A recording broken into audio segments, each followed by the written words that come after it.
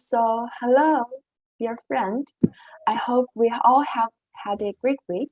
Welcome to our weekly Communities of Practice Sunday check-in session, a half hour of Dharma, reflection, and community connections. If you are a new member of our community, please accept our wholehearted welcome. And know that if you are unsure or have any questions about our practices and topics, we're all here to help. And if you are regular, well, welcome back. It is customary in Australia to begin any meeting by acknowledging the traditional owners of our land. So in the spirit of reconciliation, I would like to acknowledge the traditional custodians of the land on which we work, study, and reside, the Wudi people of the Dharma Nation, and pay my respects to elders past, present, and emerging. I also pay my respects to the traditional custodians of the various lands on which you all are. So the check-in sessions have been developed by our Communities of Practice team and the entire community.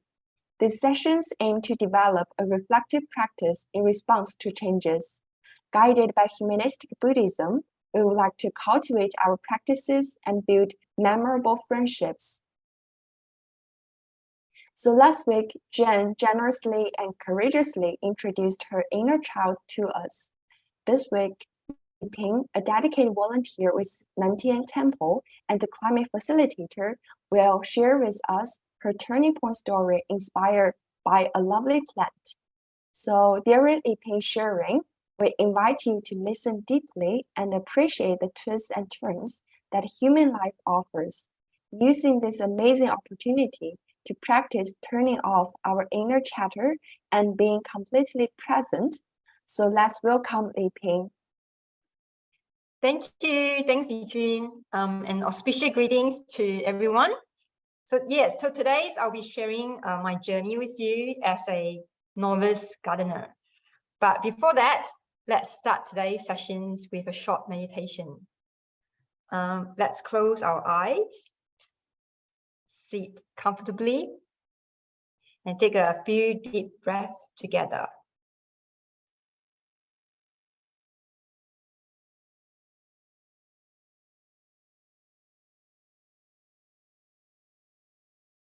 Relax the body. Now let's focus our attention on the tip of the nose and just watch the miracle of your breath moving in and out. Can you feel it? Let's do this for just 1 minute together.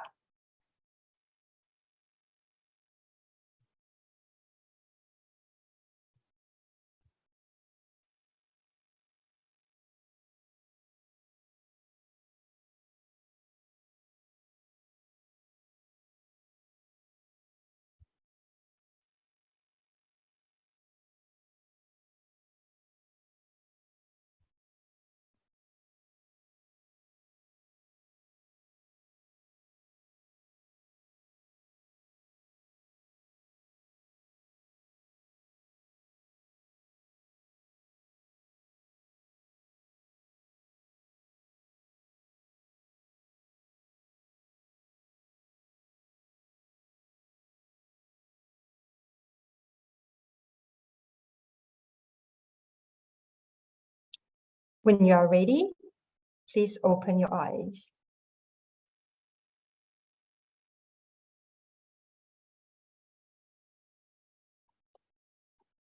Okay, so I was actually known as the brown fingers in our community garden, which I actually joined about 3 years ago. This was because whatever I tried to grow, they died. My allocated plot in the garden was often bare or with half-dying plants. So my contribution to this beautiful garden was mainly to take photos and do all the social media stuff with very, very little real gardening. And my gardening knowledge was so poor that I could not recognize perhaps 99% of the plants in the garden. The very common questions you would hear me asking in the garden were, what is this plant? Is this edible? And how do you plant this? So one day, I discovered an unknown plant growing in my plot. Perhaps let's move on to the next slide, please.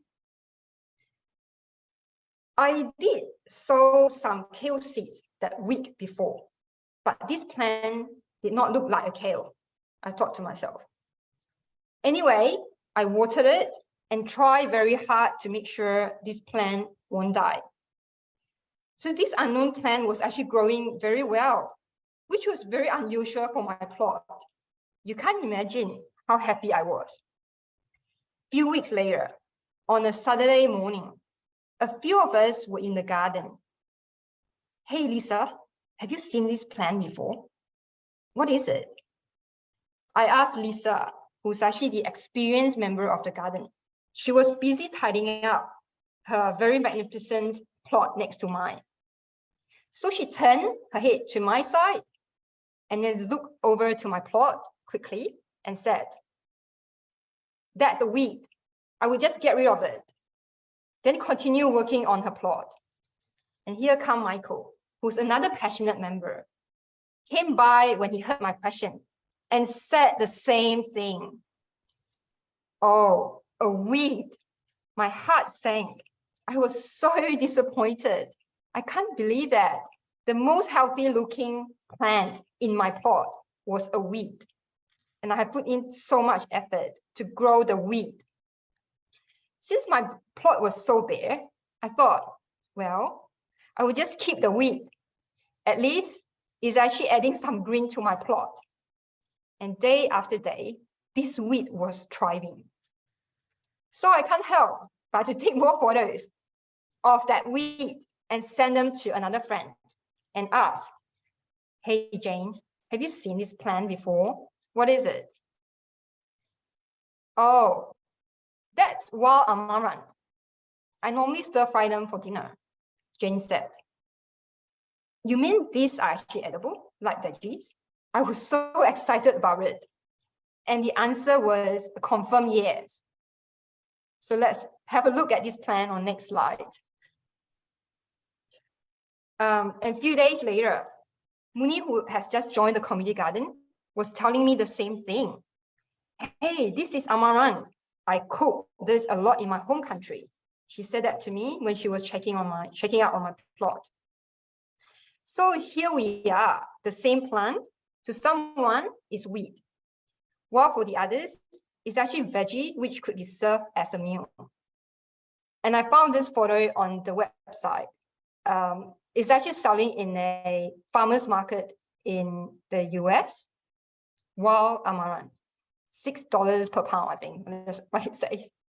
So upon reflection, I can't help but to think how often I could be in the wheat camp too, rejecting things which I do not recognize them or do not see their true nature. Then I asked myself, what else are edible in the garden that I do not know? And I discovered the leaves of the chili plant are edible. The hairy leaf of the pumpkins are in fact a key ingredient of a popular dish in Zimbabwe called mubura. And I do have a picture of it on the next slide. So here are lots of the pumpkin leaf, because everybody was more interested in the pumpkins than the leaf. And then the picture next to it is actually the picture of mubura that I cook using the hairy pumpkin leaves. So I didn't realize this is how unusual. I've actually never seen all these veggies in the supermarket. Then I realized that my view of veggies and fruit was so blindsided by what is actually available in the supermarket. The Mother Earth is abundant, and we should actually expand our view and truly see what it's offering. If we are not wasting all these goodies offered by the Mother Earth, perhaps we could resolve most of the food shortage problems. And this experience also reminded me the importance of being curious and open-minded, being mindful of how limited our views can be at times, and the benefits of exploring other views. I have also experienced the power of diversity. Having people with diverse background could often bring different perspectives to life, so long as we keep our mind open and are willing to listen and learn.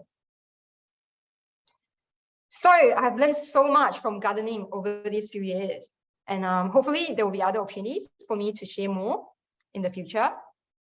But meanwhile, let's pause here and explore some questions. So on the next slide, these are the two questions. I'm sure a lot of people actually have done some gardening. So do you have any personal reflections on my gardening story? And what lessons can we all take from my story? So that's all from me. I'm just going to hand it back to Yi-Jin. Thank you. Thank you, Li-peng, for your story of these lovely plants, which teach us so much, including changing perspective, meeting diverse people, accepting new ideas. So now let's bring the questions and join the discussion. So we will be placed in groups of 3 to 4 to share and discuss. In the discussion, we recommend you spend some time getting to know each other and then discussing our questions. There will be some Zoom notifications to guide you, but please feel free, let the flow of your discussions guide you. Our sessions are guided by Metta, which is unconditional love and kindness for all sentient beings. Let's use these breakout sessions to express and receive loving kindness to and from one another, and take time to pause, share, and listen.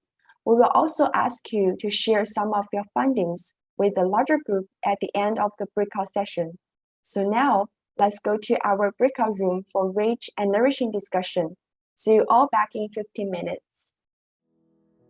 I hope you guys actually had some good discussions, and feel free to share what you guys discussed or any thoughts in the chat. So Reverend talked about what is a weed. A plant whose virtues have not been discovered. There's one, if you read back from The Brink by Peter Andrews, you'll understand that weeds are very important to the landscape. Thank you, Shelley. We discussed appreciating the diversity in our population. Often the very old and very young are not valued enough in our community. Yeah, I guess we also talk about, everyone can actually bring so much experience into a community if we actually open and actually learn from them. So I guess here's saying, so we express nutrients deficiencies and replace them as they grow. Okay, probably the last one. So very valuable lessons. The weeds are in our mind. We can expand the lesson to every aspect of our life. We can learn from all those things that annoy us that we don't value. Thank you, Michael. In conscious of time, I'm going to pass it back to Eugene, and we'll continue discussion later. Thank you. Thank you, Li-peng. So we really hope the check-in session was helpful to you, and we hope you experienced the unconditional love and compassion of this community. But for anyone who might be experiencing a greater need than what today could meet, please don't hesitate to get in touch with us, and you can also reach out to the professional organizations on the screen. So Nantian Institute invites you to join the Managing Mindful program, which will help you to discover self-awareness and develop skills to manage all aspects of work and life. Dr. Nadine is offering 4-week sessions delivered via Zoom starting 30th November at 1 p.m. Sydney time. And next Sunday, we will have Professor Cecile Manica. So Professor Manica is author, professional trainer, and course developer of executive training programs in the field of transformational leadership and management. And she also earned her postgraduate diploma in applied Buddhist studies from Nantian Institute. And she's also an author of the book, Becoming a Greater Teacher, published in 2019. So we look forward to the turning point story of Professor Manica. So As we check out today, let's recite the dedication of merits together to send love and compassion to whoever in need.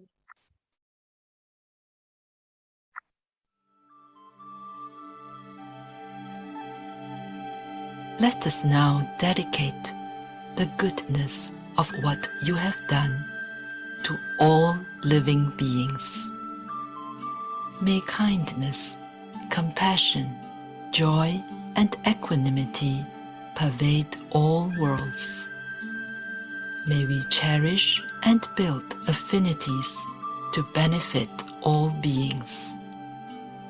May Chan, Pure Land, and precepts inspire equality and patience. May our gratitude and humility give rise to great vows.